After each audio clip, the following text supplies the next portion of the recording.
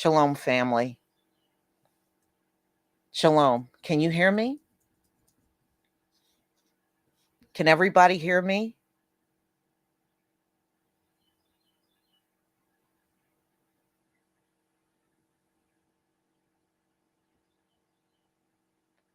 Okay. All right. Good. All right. All right. That's good.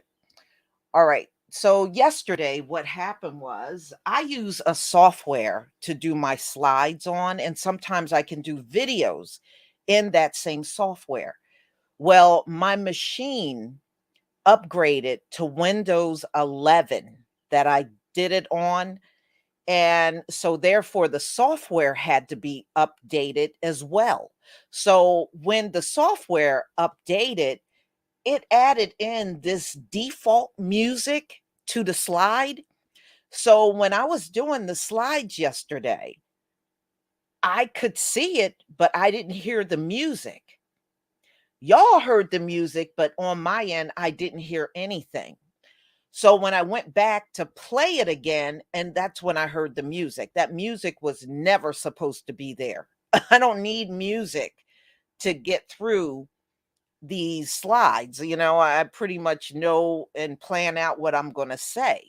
So there's no need for music.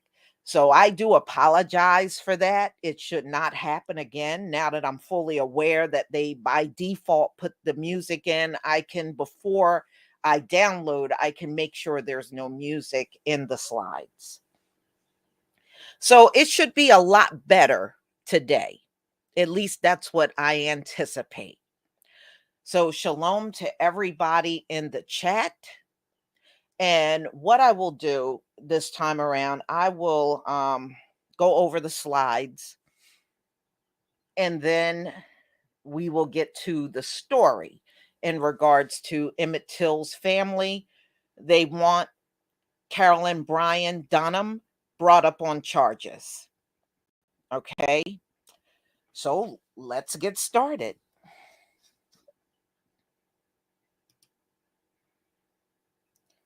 All right. This is Emmett Till's mother and father. Emmett Till's father was in the U.S. Army, and he was lynched by the U.S. Army back in 1945. He was stationed over in Italy, and in Italy, he was accused of killing an Italian woman and raping two other women. So he was put to death right over there by being hung. So he died in 45, and Emmett Till, his son, died 10 years later in 1955. Yes. So I don't know if I believe that about him or not, because let's be real, these folks tell lies on us all day and all night. And that is the truth. And I would not be surprised if at the end of the day, we find out he didn't do any of these things, because they're notorious for doing that. And we do know that. And the same things they do today, they did back then. Nothing changes. Not a thing.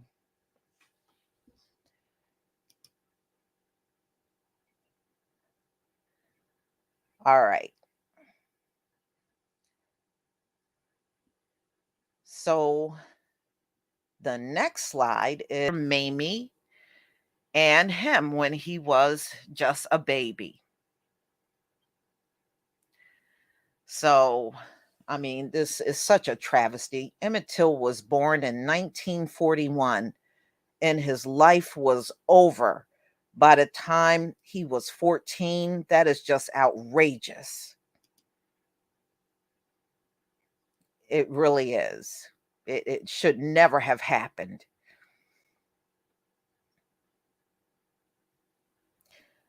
This is Emmett Till. They believe this picture was taken in 1950. This is Emmett Till right here. He was 9 in this picture, and these are his cousins. And this picture was taken in Chicago. They believe around 1950. Definitely a cute kid.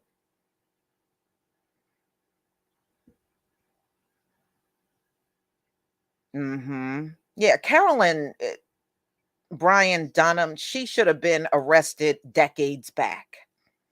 And I'll tell you how I feel about that once we get through the whole thing. So this is the way Emmett looked around the time he died. This was taken in 1955 when he was 14 years old.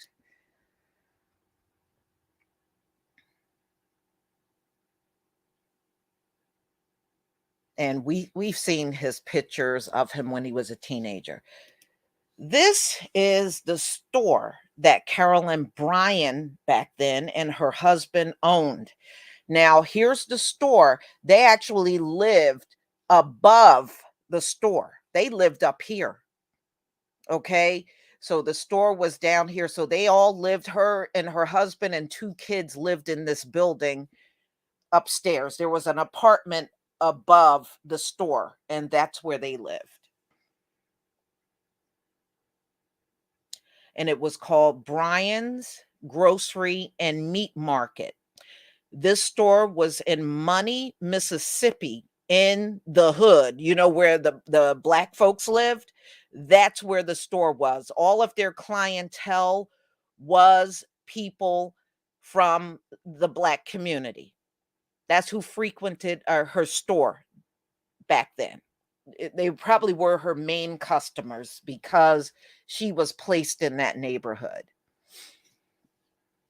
So the thing is, after the trial was over, those folks would not go back in there and buy from Carolyn and her husband.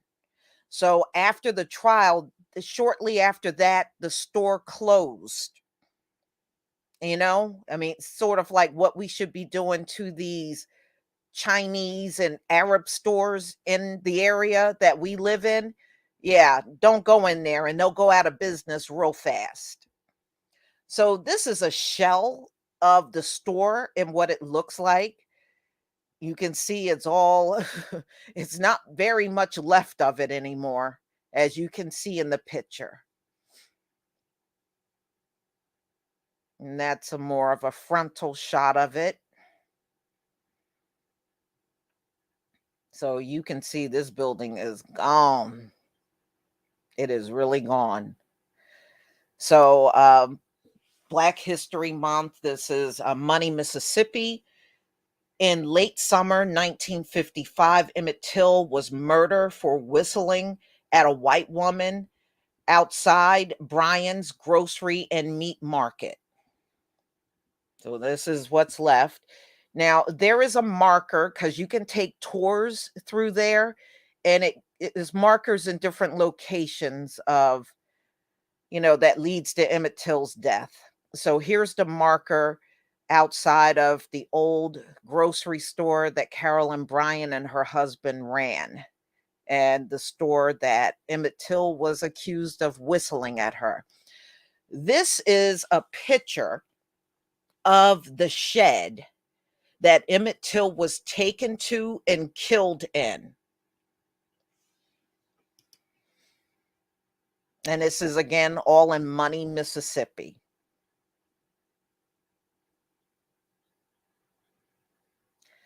This is his mother, and you can see, she's a much older woman in this picture. She never stopped fighting for her son her whole life. I think it's a shame she did not get the justice that she was looking for. She did marry again after Emmett was killed, but she didn't have any more children. This is the church that held Emmett Till's funeral. So this is Robert's Temple Church of God in Christ in Chicago. His funeral was September 6, 1955. So I just wanted to show you a few things that you may not have seen before. You can see it was packed. There was a lot of people there. A lot.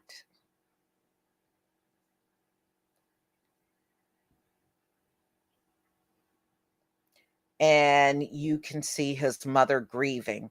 Do you know they tried to convince her mother, Emmett Till's mother, Mamie, they tried to convince her not to have any funeral, not to show him at all, just put him in the ground. And she was like, "Oh no. Oh no. Imma show what y'all did to my son." But in yeah, those folks in Mississippi tried to convince her, "Just put him in the ground.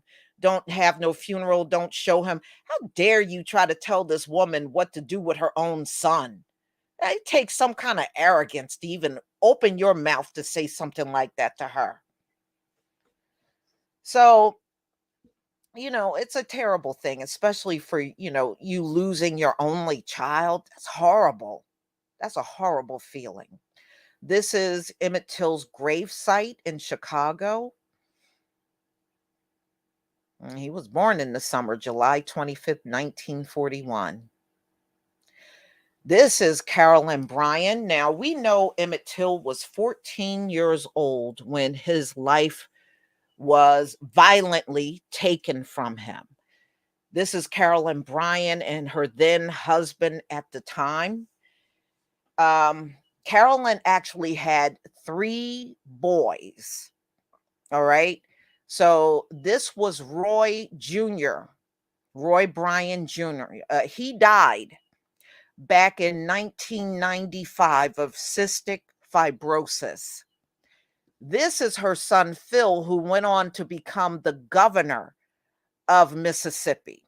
And I'll show you pictures of him towards the end. If you were here yesterday, you already saw this. Yes, Carolyn is still alive. She is in her 80s. She's in her 80s. All right. So, this son is dead. She had another son by the name of Frank, and Frank died in 2010. So she has outlived 2 of her sons. Well, her husband died really at a young age. I think he had cancer, throat cancer, and he didn't live long at all. I don't even think her first husband even made it to be a senior citizen. He died young. In fact, both of the men that killed Emmett Till, or her brother-in-law, also died at a young age. Both of these men died young. Okay. Now, what I was telling y'all yesterday was when I was probably around in the 8th grade, I had heard about Emmett Till by reading Ebony magazine. And I remember I went up and I was talking to my mother and I said, "Mom, did you ever hear of Emmett Till?" And she was like, "Oh, yeah, yeah." And she said that his death spread rapidly across the South. Everybody, it didn't matter if you were in another state, you heard about Emmett Till back then. And she had told me, things that were happening in the South. That's when, civil rights was, I would say, like, at the grassroots level back then. But Emmett Till's death actually kicked off the civil rights movement. And I decided to do Emmett Till as a class assignment. We were allowed to pick something in history. So I picked Emmett Till. And I remember my mother and I went up to the library to see if I could get some books out on Emmett Till. And I did find some books, but they had the actual court case audio. So I was like, okay. So I went up to see if I could check it out, and they did allow me to check the audio of the trial out. So I remember when I got home and I put the tape in, it just shook me. I'm just an 8th grader. It was so much N-word used in the court, it was not even funny. Even when Carolyn got up on the stand to give her testimony, she just N-word the whole thing through.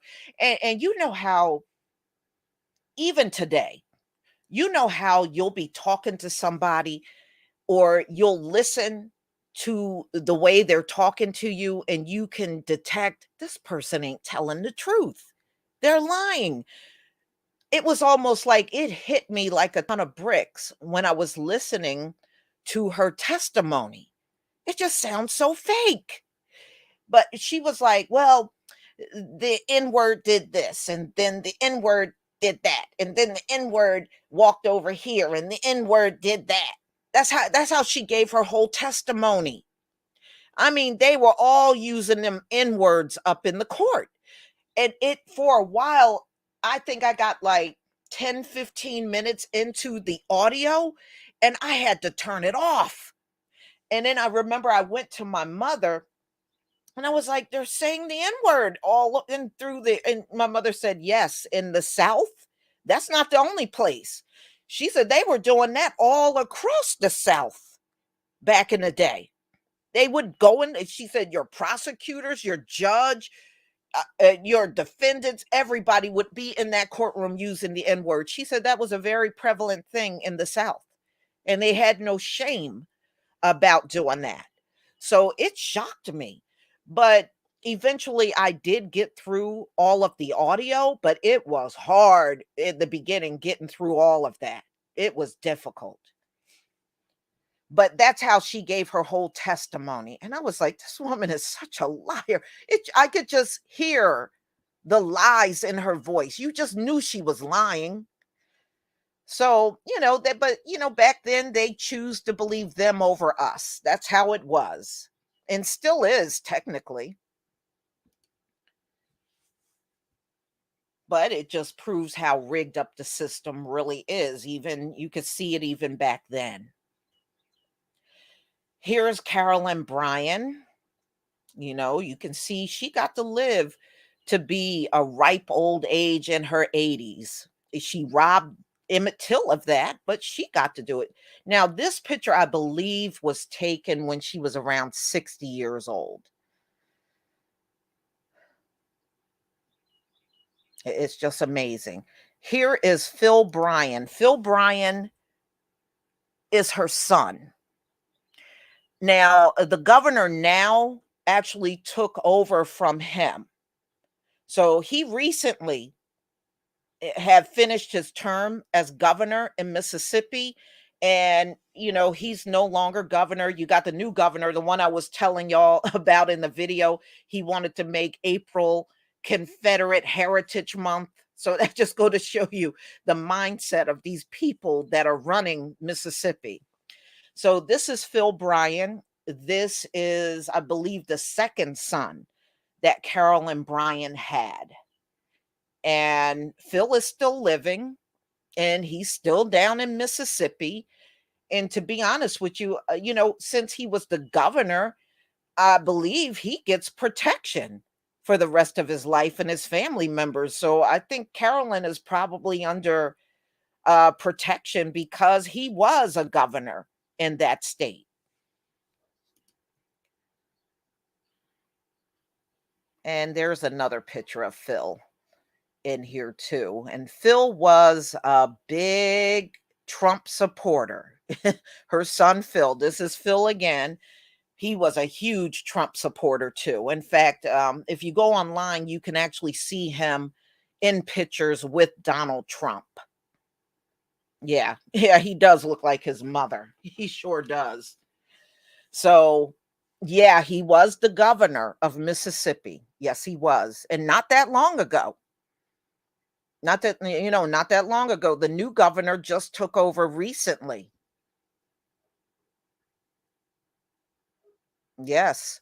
I think that's why it's kind of good to go over some of these things because you may not know, a lot of the things that have happened since the death of Emmett Till, you know?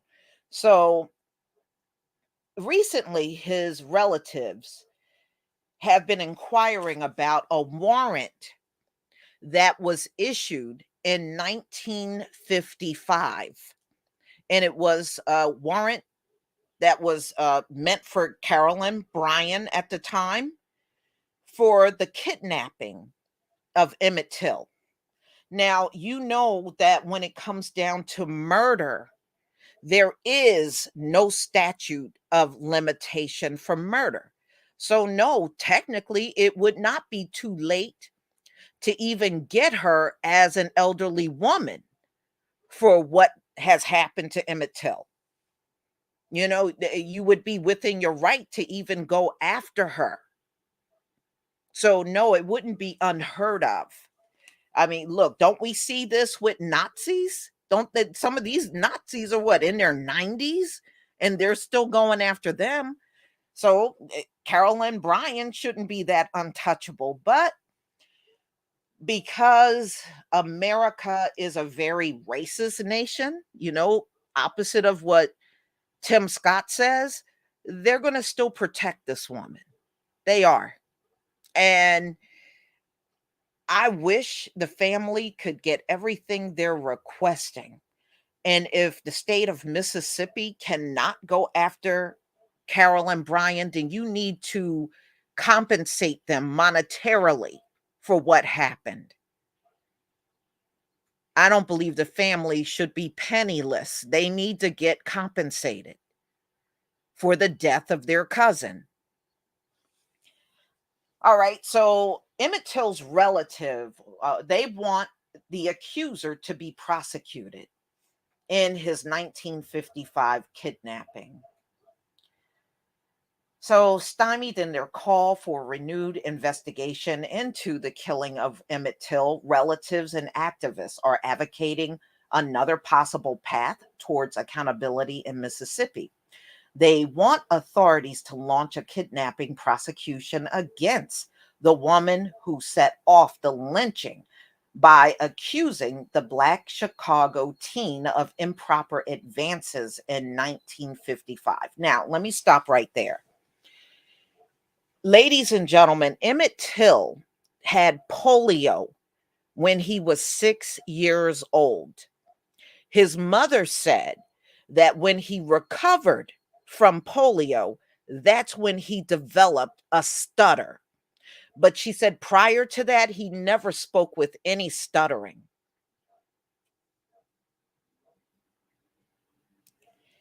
Okay. And so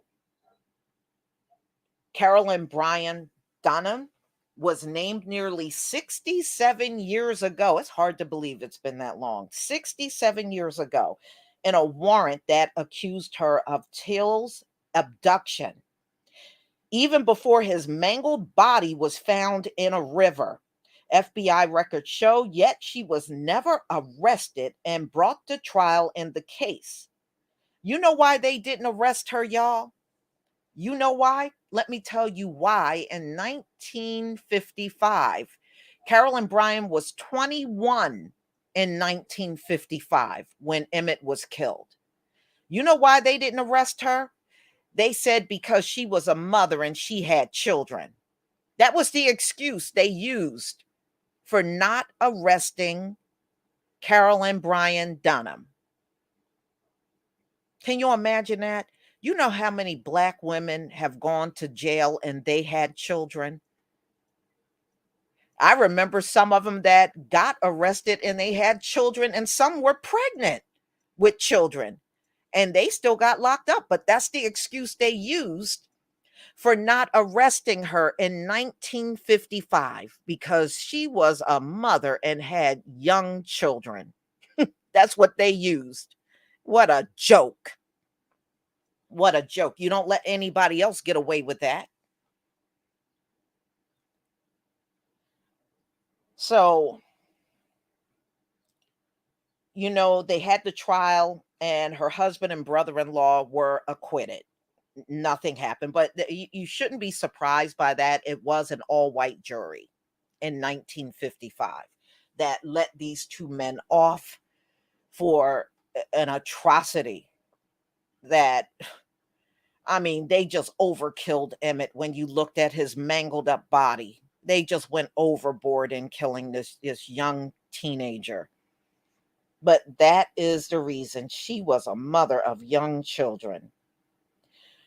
Make no mistake, relatives of Till still prefer a murder prosecution, but there is no evidence of the kidnapping warrant was ever dismissed. So if it was never dismissed, that warrant is still technically in effect. So that's what they're saying. So it could be used to arrest Dunham and finally get her before a criminal court. Jarbaru Hill, an attorney working for Till's family. The warrant is a stepping stone towards that, she said, because warrants do not expire. We want to see that warrant served on her. Now, they did speak to Carolyn Bryant, during the interview she had. She said she wasn't even aware of a warrant for her. She never knew. Nobody ever spoke to her about a warrant back in 1955. And to be honest with you, she may actually be telling the truth about that. I mean, look, if the police department was saying they didn't want to serve her because she had young children, they probably never bothered to tell her there was such a warrant. So she claims she did not know and was not aware of any warrant for the kidnapping of Emmett Till. So Mississippi is not the Mississippi of 1955. I tell you what, as long as y'all don't arrest this woman, you are the Mississippi of 1955 as far as I'm concerned. But it still carries some of the era in protecting the white woman, said Deborah Watts, a distant cousin of Till's, who runs the Emmett Till Legacy Foundation. Now in her late 80s, and most recently living in Raleigh, North Carolina, Dunham has not commented publicly on her calls for prosecution. She did not seem to know that she was named in an arrest warrant in Till's abduction until decades later. This is what they're claiming. So now here's where you know it's rigged. Here's where you know it's rigged, ladies and gentlemen. The Justice Department, yes, the Justice Department in Washington, D.C., looked into this case and they decided to close it. So that's another indication they don't want to do nothing to Carolyn Bryant Dunham. The Justice Department closed the case. Well, Emmett Till sure didn't kill himself. He didn't kidnap himself. He didn't beat himself up and kill himself up in a shed and then over to a river to be weighed down by cinder blocks. That's what they did to him. They weighed his body down in the river with cinder blocks. I mean, it was just overkill. So, mm, mm, mm. Let me just go down a bit. So Till was 14 years old from Chicago visiting relatives in Mississippi. And I had learned that many of Till's relatives actually lived in Chicago. They migrated up to Chicago. Back during the time of Reconstruction, the family left Mississippi, but some decided to stay in Mississippi. So he was visiting his cousins and his aunts and uncles down there in Mississippi at the time. So he was visiting relatives in Mississippi when he entered the store on August 24th, 1955. Dunham, then 21, yep, Carolyn was 21 when Emmett was killed, was working inside. Till relative who was there at the time, Wheeler Parker, told the Associated Press that Till whistled at the woman.